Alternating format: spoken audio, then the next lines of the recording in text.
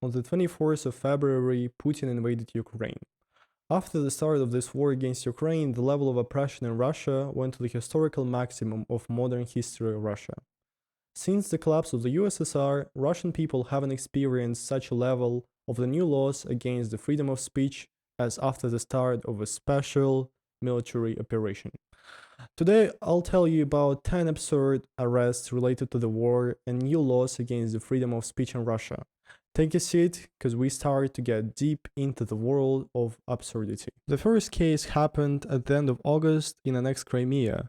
Dmitry Gain was visiting karaoke bar nighttime August 12th. There he ordered a DJ to play a song called Wildfield by the Ukrainian rapper Yermak. There was not only a song but also a music video. There were videos of the Ukrainian soldiers and Azov battalion members on the screen.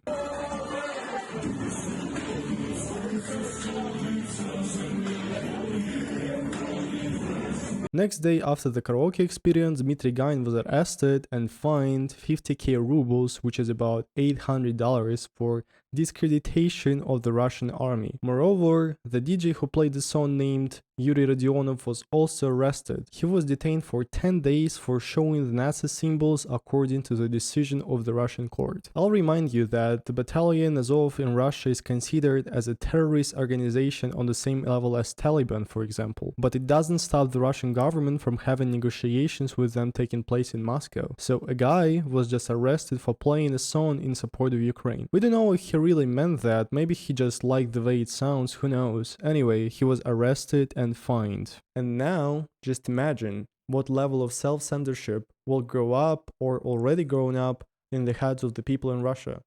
Even when you just want to play a song in public, you will be unconsciously afraid of its Ukrainian origin or just a song which criticizes the current government. The next case happened at the end of April in the city of Azov, which is located in Rostov Oblast in Russia. The citizen of Azov, Daria Kulikova, topped up her bank account using an ATM on the streets of Azov. In 2 weeks, policemen came to her apartment and arrested her. And the later said that she put bills with the anti-war slogans written on them to the ATM. This way, she discredited the greatest Russian army, according to the opinion of the police. As a result, she was fined 30,000 of rubles, which is about $500. Daria Kulikova didn't agree to such a decision of the court and she is going to appeal it. Well, good luck dealing with the Russian courts, which are absolutely owned by the Russian government. Writing anti-war slogans on bills is one of the ways of protesting without the possibility of being arrested, because it's impossible to track down who wrote that.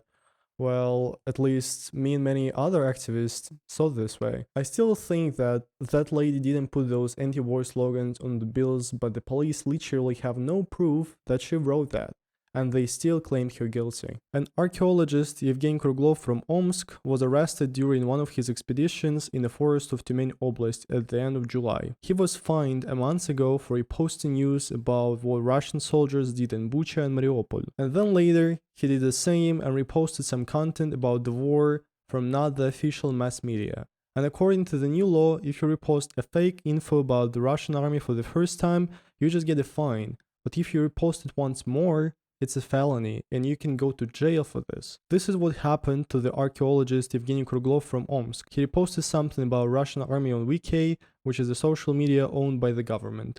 Later, he was sent not to jail, but to psychiatric hospital by the decision of the court. It really reminds me of the way the USSR was oppressing the political activists during the rule of Khrushchev and Gorbachev from 1960s to 1980s.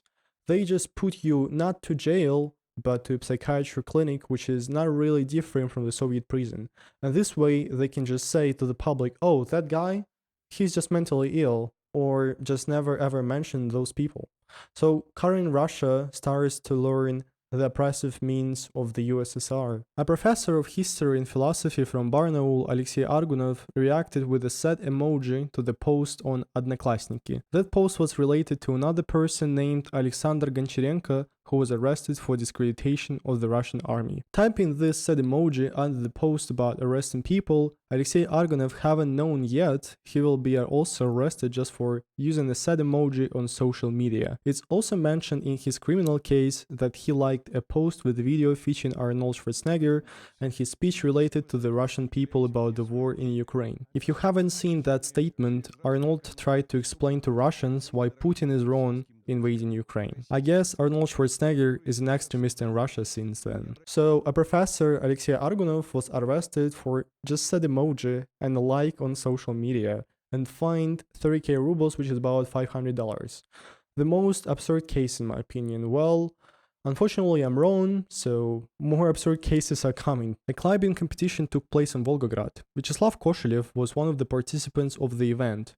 But that morning he decided to put on not the most desirable clothes in Russia since the start of a special military operation, quotes. He was wearing a hoodie with the phrase 30 years anniversary of Ukrainian independence and a cap with the Ukrainian flag. The policeman arrested him during the competition. When he was delivered to the police station, policemen claimed that he was shouting some slogans and disturbing the event. Then they said that he started to fight with the policeman trying to avoid arrest. Police started a felony case on him. Well, for me, it is obvious that he was arrested not because of the disturbing the event, but just for the clothes he was wearing.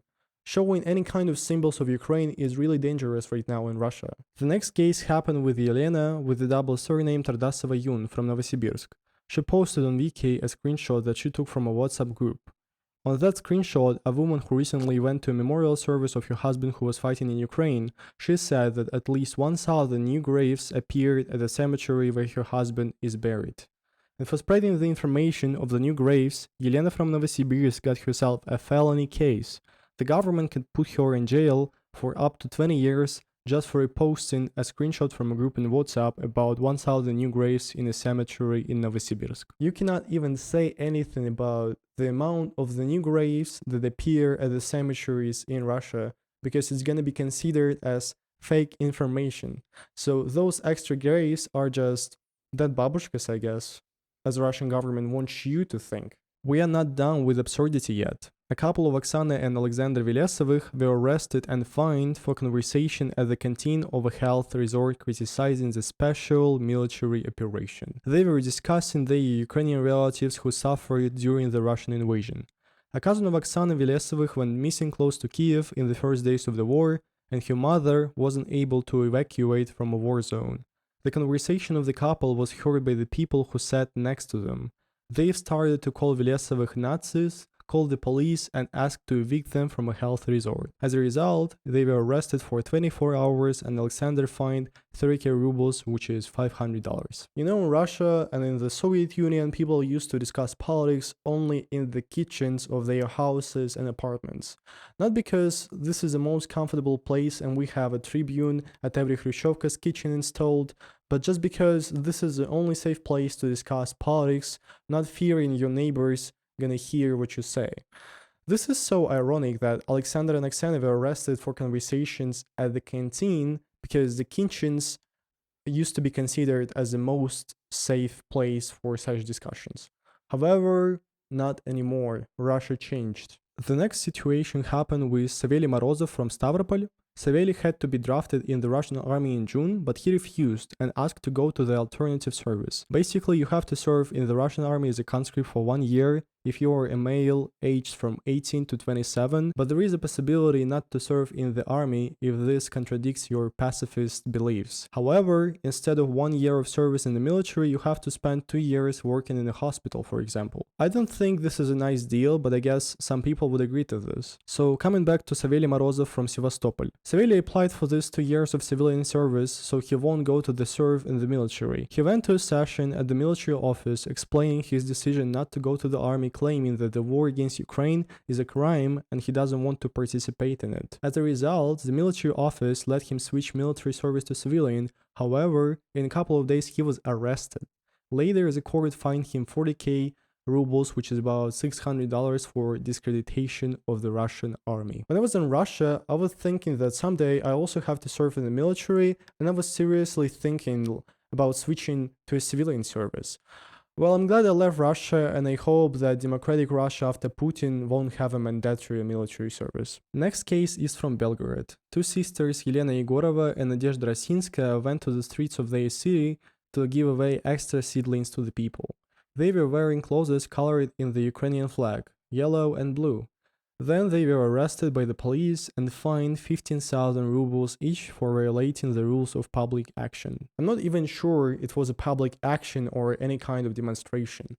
Anyway, if you live in Russia, you should be really afraid of the yellow and blue colors together since they represent Ukraine. And the last one is from Bryansk.